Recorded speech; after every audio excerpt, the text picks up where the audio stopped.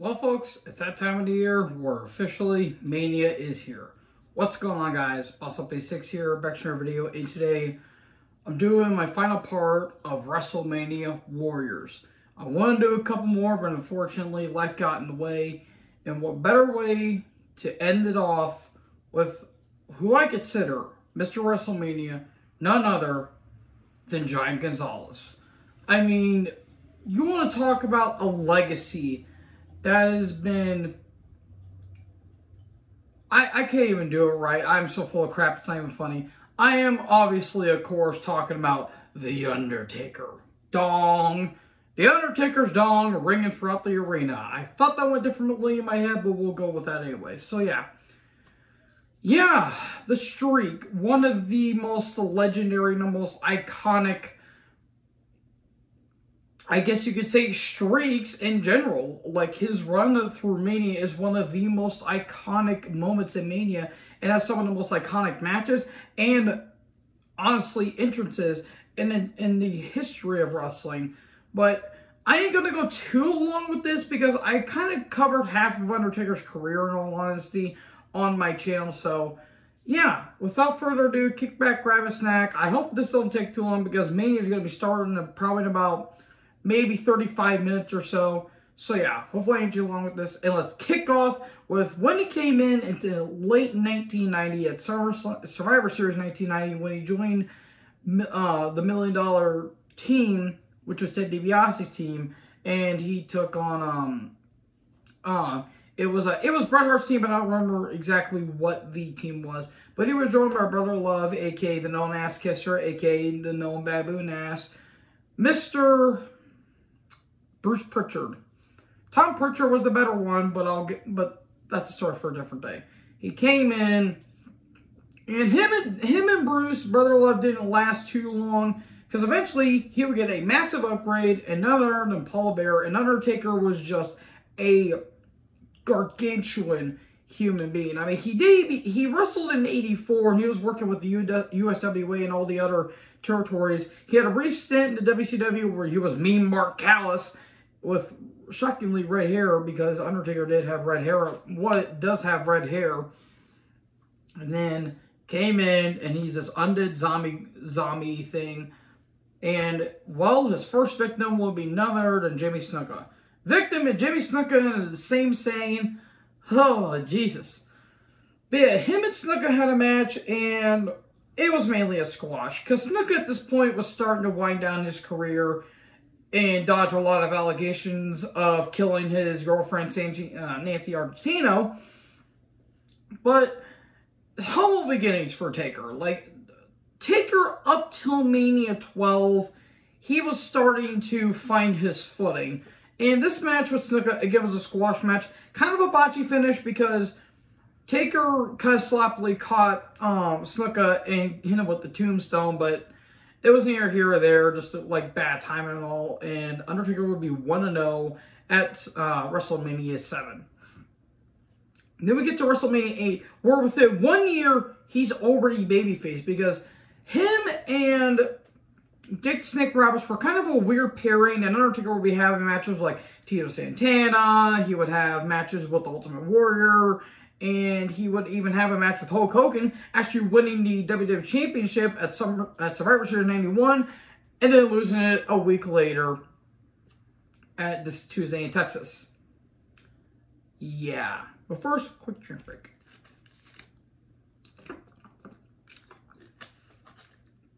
So yes, Undertaker and Jake were having a falling out. Jake was about to attack Liz and Savage to a curtain. Undertaker stops in, and hence the face turn commences. And him and Jake, while not a great match, it was honestly, it was kind of the step in the right direction for Taker, because Jake he probably knew Mark at that point, and they could have crafted some good stuff. But Jake at this point, he was starting to get on his way out, and he would actually be in WCW for basically a cup of tea, basically, and him and Bill Watts will have a falling out there too. And yeah, this match, like, if you did not know the DDT, like, you know DDT is like a typical move at this point, but back in those days, that was it. That was the end of your time in the ring, because once that DDT hits, it's game over. Undertaker not only kicked out, he sat up from the DDT, which is pretty damn insane. And the ending's really cool too, where Taker tombstone Jake, throws him in the ring, pins him 1, 2, 3, and Jake the Snake Roberts is the second victim on the Undertaker streak. So far, we're doing pretty solid. And then Mania 9 happens, and oh, sweet Christ almighty. Undertaker versus Giant Gonzalez. Now, the reason why Taker left in 1990 is because he didn't want to work with Jorge. And lo and behold, he has to work with Elegante. Oh my God. So Gonzalez comes in and throws Taker out of the Rumble, and they would have a feud here. This is often regarded as one of the worst matches at Mania. It's not hard to see why. It's not the worst Undertaker match at Mania. I'll get to that one here in a bit, but God, Jesus Christ. The only 3 things that were good was Undertaker's entrance, the stare down, and the post match. Everything else was complete garbage. Not to mention, Giant Gonzalez was a terrible worker. He was never good. Hell, even in Japan, he wasn't that good either. And Taker, at this point, he was starting to get his footing in as this undead zombie character. And the finish is one of the dumbest finishes I've ever seen to a match, because a 7-foot monster has to chloroform the Undertaker. He basically knocked Undertaker out with a rag. Oh my God. You do a DQ with a 7-foot monster. Oh my God. That was utter ridiculous. But the post-match was pretty damn cool, where Undertaker came storming out and he kind of took out Gonzalez. And this feud went for months on end, and it finally ended in a rest in peace match, which is kind of like the last man standing match at SummerSlam 1993. Oh, God, Jesus, that was bad. And I talked about it with the Shadow Cult. I'll see if I can put a link in the description if you guys want to know. But yeah, this was a terrible match. Not good. Taker did had to miss Mania 10 though, because I think he suffered some kind of I think it was a hip injury that he suffered, or some kind of injury that he suffered, and he got beat up by every heel on the roster back in Rumble 94, and in the casket match against Yokozuna, and the Spirit of the Undertaker listened to the heavens. And then he came back in 94, at summer of 94, with that whole Leslie Neal thing. And then Mania 11 comes around. Oh, good Lord almighty. I need another drink break for this one. Because Undertaker was feuding with the $1 Million Corporation, which was basically, it was basically $1 Million Ted and basically all of his goons. Where he took an IRS at the Rumble. He would face Kama after this. And here he takes on King Kong Bundy. This match was terrible, because Bundy at this point was checked out beyond repair. He was nowhere near he was back in his early days. And the opponent that Undertaker should have faced was Bam Bam Bigelow, the man that main evented this Mania against Lawrence Taylor. How did you mess that up? That would have been a great match. But no, we get this where Undertaker wins with the diving clothesline. Now, to be fair, picking up Bundy would have been a bit of a struggle. But god damn, this match was bad. This was a bad match. It was sloppy. It was slow. It was mind-numbingly boring. And then the Undertaker wins. He's now 4-0 at Mania. But thankfully, we get a step up where Undertaker would take on Diesel at Mania 12. Now, Diesel, at this point, has become a full-on dickhead heel, which he should have been when he was champion in 95. And he's becoming a heel. He cost Taker his match at the Rumble against Bret. Undertaker got his revenge by beating up, dragging Diesel under the ring in that cage match against Bret. And then we get these vignettes leading up, and we get the infamous moment on Raw where Diesel has a wrench in his hand. He opens up the casket and looks to see if Undertaker's in it. And it's an actual It looks like a model of Diesel, but the editing made it to where it was actually Kevin Nash in that casket. That's some pretty good trickery right there. So yeah, we get to this match. Honestly, probably one of the most underrated matches at Mania. This was a damn good match.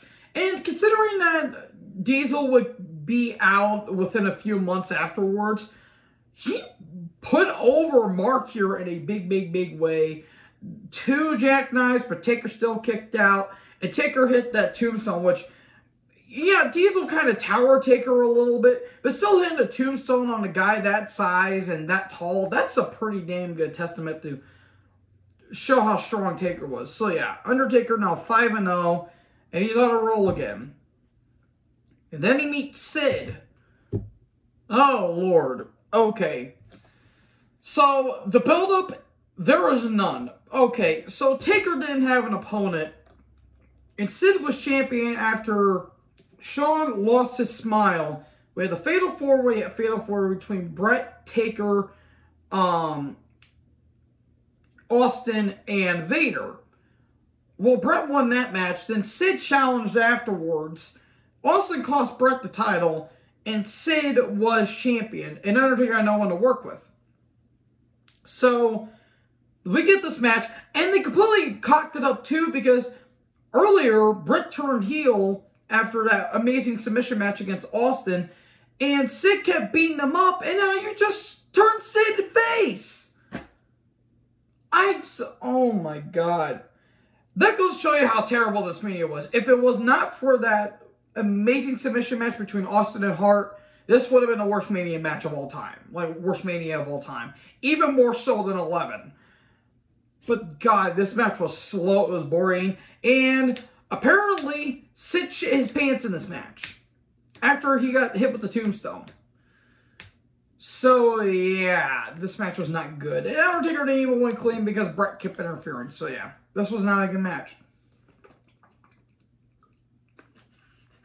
But like any Undertaker Mania match, we can only go up from here because he would take on his brother Kane. I will go out on record. This is a top 5 Mania match of all time. This thing's been built up for months because Paul Bearer had turned heel on Undertaker, and he says, oh, he's got his secret about the Undertaker and about his brother. Taker has a brother? Well, apparently what the story is that Undertaker's parents and his brother Kane got burned alive in a funeral home where Kane was fiddling with the matches, and Kane set the thing ablaze. So Kane is seeking revenge on Undertaker to basically get his revenge on what he did. And the build-up, the video package, honestly, is one of the best video packages that WWE has ever done. Borderline the best, in all honesty.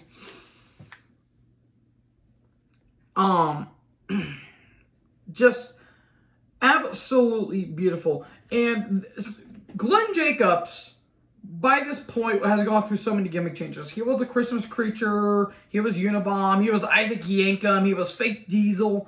This is his best character, like, without question. Like, anyone can say this is his best gimmick. And this is his best match ever. And this, in my opinion, is the best Undertaker Mania match. Arguably the best Undertaker match. It's really close. Really close. I do think this is the best Taker match, though. Because the story, the feud leading up to this, where Taker got burned alive, and the whole caskets, and, you know, the parents being dragged out in the caskets. Just the build-up is so batshit insane and bonkers, but it's so great.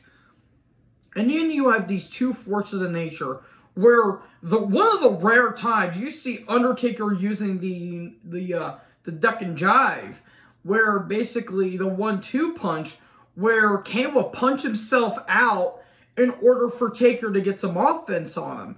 And Kane was just phenomenal in this. Like, you say how you will about Glenn Jacobs nowadays, he was a hell of a talent for a guy his size too. And Paul Bearer just adding the cherry on top of it. the spot where Taker was about to dive on the Kane, but Kane sidestepped him and Taker went through the announce table was one of the most iconic moments in Mania history. The stare down. It took 3 tombstones to take down Kane. 1 would do it. 2 is a bit insane. 3 tombstones to put down Kane. They made Kane look like $1 million out of this, and it's absolutely amazing. This is one of the best Mania matches of all time. It's my second favorite between Brett and Austin. Fight me. Fight me if you will. I don't care. I thought this was a great match.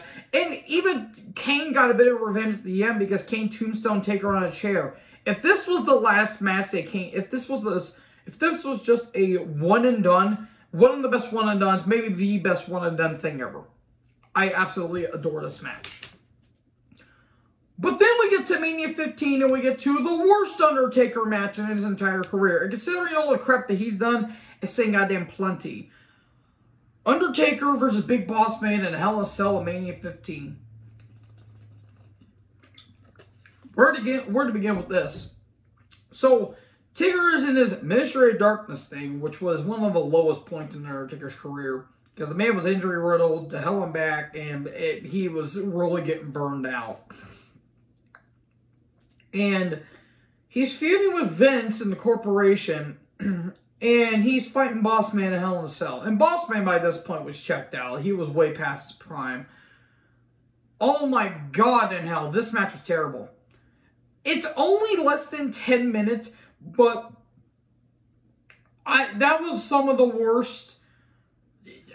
I can't put into words how terrible this match is. This is horrible. This is the worst Undertaker match in his entire career. The worst Hell in a Cell match, and one of the worst Mania matches of all time.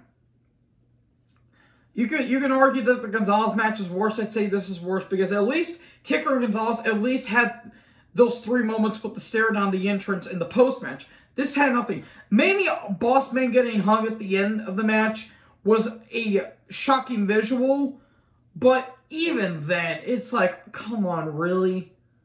That is just bizarre. Yeah, screw this match. This thing can go to hell. I don't care. Then Mania 16 came around. Undertaker had to miss it because injuries, and he was getting burned out. And he was actually at one point wanting to leave, but Vince convinced him. And Undertaker returned at Judgment Day 2000 when he was the American Badass. And that leads us to Mania 17, Undertaker versus Triple H. Again, kind of a rush feud. I said this with the Triple H thing. I'm going to keep it brief here. Kind of a rush feud, but hell of a match. More of a brawl, but it was a hell of a match. Really damn good stuff. This is probably their second best behind their Hell in a Cell match. I mean, 28. Oops, spoiler. But yeah. This was great. This was great stuff. Yeah, the referee getting knocked out for 10 minutes was kind of stupid, but I thought this was a hell of a match. Really damn good stuff. One of Triple H's best matches, too, by the way. And then we get to Mania 18, where Undertaker was a heel for a brief time, and he would take on Ric Flair. Now, Taker turned heel around after Survivor Series, and it was all built on respect, basically. You know, the old veteran wanted respect and beating the hell out of everyone he sees fit. And Ric Flair gets a fall because Taker's trying to make it personal and attack David. And we get this match here. It was a no DQ match. One of the most underrated matches in Taker's career. Like, I would probably say the most underrated match in Taker's career because this was a hell of a match. And this match sparked Ric Flair's confidence again because Flair didn't know if Flair didn't know if he wanted to go back into the ring because he was going through a lot of crap in WCW at the tail end of that, and he didn't know if he could still go. But after his match with Vince, he wanted to work with Taker, and this sparked Flair to come back into the ring, and this is one of Flair's best matches too. And I love the little thing where Arn Anderson came in. That was some really good stuff, but the freaking superplex is one of the most legendary moments. Yeah, the last right spot didn't look comfortable because I don't think Flair would have taken it. But the tombstone at the end was damn good.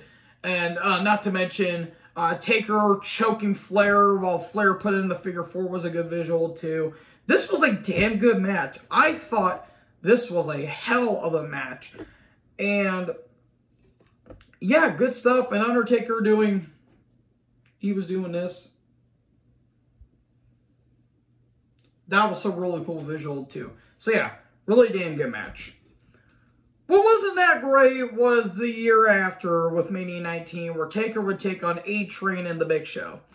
Originally, this was going to be a tag match between Undertaker and Nathan Jones, the Colossus of Bongo Road, and Big Show and A-Train, but the FBI took out Nathan Jones, but in reality, Nathan Jones was greener than goose shit.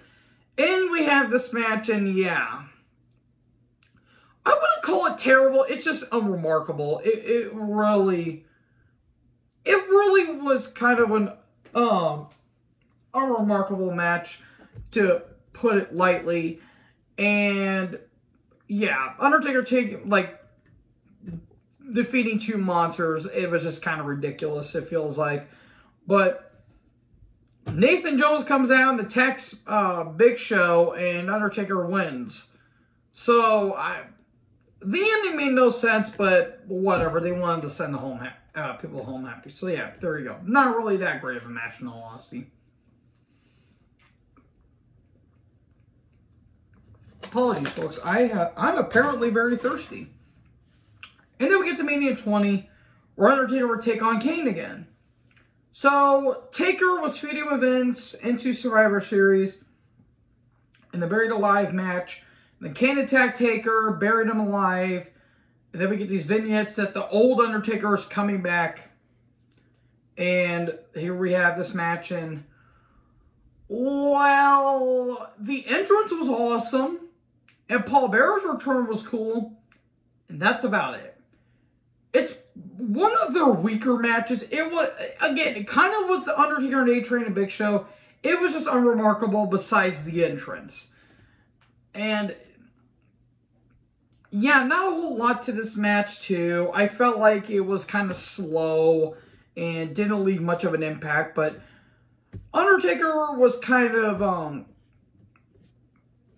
he was trying to get the rust off of him. But fortunately, he would kind of redeem himself where he would take on Randy Orton at Mania 21. So, Orton was coming off of a terrible babyface run. No fault to Orton, it's just how creative did him. And Orton went back to his Legend Killer phase. He took down Kamala, he took down Sergeant Slaughter. He was taking out all the legends. But the one legend he wanted to go after was The Undertaker. And the build to this match was pretty damn good, with Orton going with the RKO World Tour. And they were hyping this up like, oh man, Undertaker might actually lose this match. And the rumor is that Orton was allegedly going to beat the streak, but Orton didn't do it out of respect. And that would be a recurring theme for Undertaker's career for a couple years after it eventually got beaten. So we have this match here. What a hell of a match. These two always had a damn good match. Even though their handicap casket match at No Mercy 05 was a bit meh, these two always had a damn good match. Like, this is their best of the bunch by far. And, like, it's by far the best of the bunch, but that's not saying a lot. Great match. Big fight feel, too. Of course, I am not doing this match diligence without talking about the spot that everyone thought was the end of the match. That chokeslam into the RKO. 1, 2, that close. Orton was that close to winning. Taker barely got his shoulder up. That crowd ate that up. Orton goes for the tombstone. Taker countered it. Tombstone, 1, 2, 3. Taker is now 12-0. Wow. No, 13-0. 13-0, I apologize. Wow. What a hell of a match. These two had great chemistry. And this match saved Orton's career. Because, like, after that babyface run, they really had to wash up the stink off of that. this match saved Orton's career.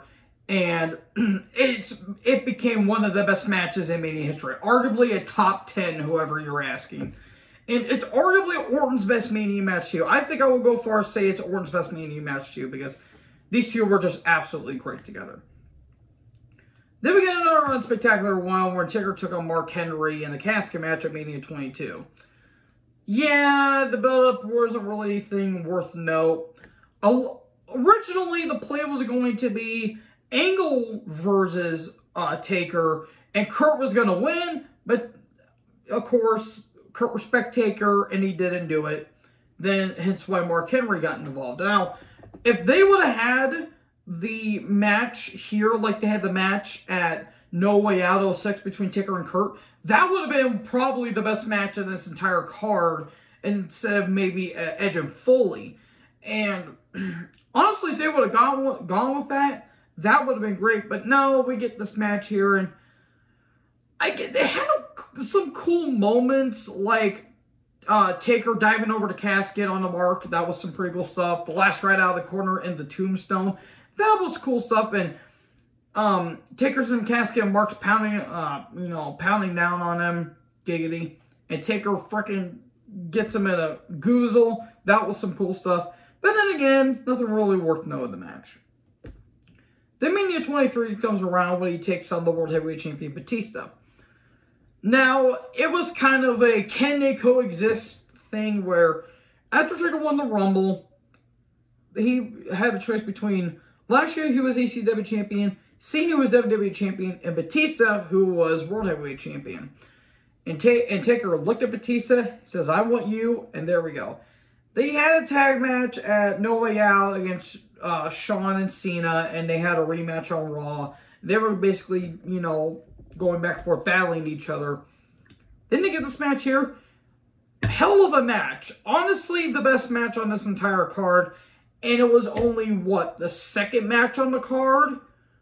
That's kind of sinful, if you ask me. These two had a great match. Arguably, their last Mania match was better, but it had a dumb finish. And their steel cage match on SmackDown, I thought, was a hell of a match, too. But these two had a great match here. Batista looked a little more athletic in a way, because after he got hurt, I wouldn't say he got worse, but I think he got a little more athletic.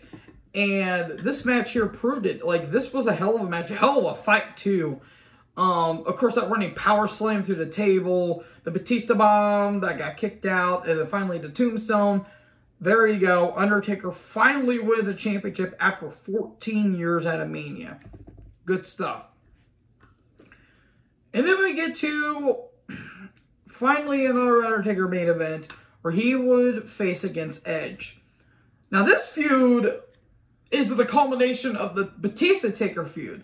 So after the steel cage match, Mark Henry would come and attack Taker, and then Edge would cash in. In reality, Taker had to take some time off because I think he suffered a rotator cuff surgery or something like that. Or he had some kind of a torn bicep or something like that. So Taker had to take some time off. Edge had a pretty solid run that got ended too quickly because of a neck injury. And then Batista will win the world title after Great Khali had it for some reason. And then Taker would come back, face Batista. Edge would come back, cost Undertaker the Hell in a Cell match. Both have a triple threat at Armageddon. And every time Undertaker seemed like he had it in the bag, always gets screwed by Edge, or the Edge heads, which would be Kurt Hawkins and Zack Ryder. And then the La Familia thing with Vicky, and they get this match here. Hell of a match. It's not one of my personal favorite Mania main events, but I thought this was a hell of a match. And while some argue that Flair and Shawn should have main evented, let's be honest, folks, that feud has only given like a few weeks. This has been going on for months. Now, granted, it wasn't as continuous due to injuries, but they were still keeping it alive and in the spirit. So, this match happened. Great match. This was a great match, and it proved that maybe it should have main evented Mania 22. Yeah, I kind of missed the mark on that one, but yeah, great stuff. Of course, the memeable moment of the match is where Taker tombstone Edge, and here comes Little Nate running down, and Edge kicked out, which originally wasn't going to be planned. Edge was supposed to actually lay down for the 3 count, but you're laying down for that long and you still win. Kind of ridiculous. Oh, hi, Triple H versus Booker T. I didn't see you there. So, yeah. This was a hell of a match. Great stuff. And then we get an all-time classic. Undertaker versus Shawn. Mania 25. Not much of a build to this match. But, what can I say about this? This is one of the best matches of all time. It's arguably the best match in company history. Arguably the best Mania match of all time. Yeah, this should have made evident. This should have made evident. I don't care if it didn't have much of a build. They knew they were going to sell a show and then some. Yes, Taker got his neck broke, but that aside, this was still a hell of a match. I can't stop blessing this match good enough. Undertaker wins. Then we get the rematch. Streak versus Career. Shawn Michaels, Undertaker, Mania 26. Finally getting the main event spot. Shawn won another match with Taker, but Taker denied. Then Shawn had to go through hell and high water. He wanted to win the Rumble. That didn't happen. He kept begging and begging and begging. Undertaker said no. Then he cost Taker the match and his title at the Elimination Chamber. Then we get this match here. If this was Shawn's truly last match, this was a hell of a send-off. I do think in terms of story-wise, this was obviously the better build. Match-wise, I do prefer the Mania 25 match just by a pube here, but this was some great stuff. Very emotional. I can't stop blessing this match good enough. Damn good stuff. Recommended. Mania 27 comes around. Taker with Triple H, no holds barred. I already talked about this match with Triple H. Not a huge fan of it. I thought it went too long, and I just really wasn't a fan of it. I appreciate the ambition. They wanted it to be as good as they wanted it to be, but it really wasn't a stellar match. It was alright, but not stellar in my opinion. And then Triple H lost. Then he would get his rematch in the Hell in a Cell again. If I'm going through this quickly, I already talked about it, but good match. Not one of my personal favorite Hell in a Cell matches, but still top 10. Yes, the overreacting was a bit too dramatic. If this was the last match for both of Triple H and Undertaker, this would have been a great send-off. But Undertaker would make a few more appearances afterwards, where he would take on Punk at Mania 29. Now, the build-up was a bit rushed, and the storyline was a bit tasteless, because they had to bring on the real life death of Paul Mooney, a.k.a. Paul Bearer, or William Mooney, and do all that stuff. Besides that, this was a hell of a match. This was one of Punk's best matches, and this was the best thing on Mania 29, and that's not really saying a whole lot. Great stuff. The Anaconda Vice spot where Taker sat up was brilliant. That elbow drop, though, through the announce table, ooh, that was bad. But Taker hit the tombstone. There you go. Let's move on. Mania 30, where he lost to Brock. The streak's over. Undertaker got concussed. This match wasn't good. Not a good match. This match sucked. It was boring. It was slow. Taker got concussed. And Brock didn't need to win. If you're going to break it, give it to Bray or give it to Roman. That's all I need to say. Speaking of Bray, Undertaker would take on Bray the year later. I didn't care for the match. The build-up was a year too late. And we all knew Bray was going to lose. But Bray respected Taker. You can hear the audio saying, I love you, Taker. Thank you all so much. Taker didn't look that great. He looked like a shell of himself. So yeah, not that great of a Mania match. But it got worse. Somehow. Taker versus Shane. Hell no. In a Hell in a Cell match, that went for 30 pissing minutes. I already talked about it when I did my Hell in a Cell retrospective. Screw this match. Match sucked. Besides the fact that Shane's a complete nut and decides to die of all the tall things, listen to me. I think that's how the Blink-182 song goes. Yeah, nothing. There was nothing to this match. It did not need to go that far or that long. Then we get to Mania 33 when he took on Roman in an old bar match. Depressing. Depressing. That's all I need to say. Not a good match. This match was slow. It was boring. Not much needs to be said. And then we get to the penultimate one where he took on Cena in about 2 minutes at Mania 34. Taker wanted to go long. They said no. Taker got pissed. Beat Cena in about 2 minutes. Glorified squash. There you go. Then we get to the final match in Undertaker's Mania career where he would take on AJ Styles in the Boneyard match, pal.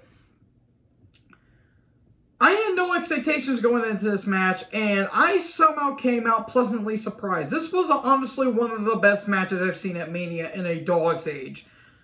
This was stupid, but it was fun stupid. Like, this is the best cinematic match that they've done in the pandemic. Like, of the entire Thunderdome pandemic era, this was the best cinema match that WWE's ever done.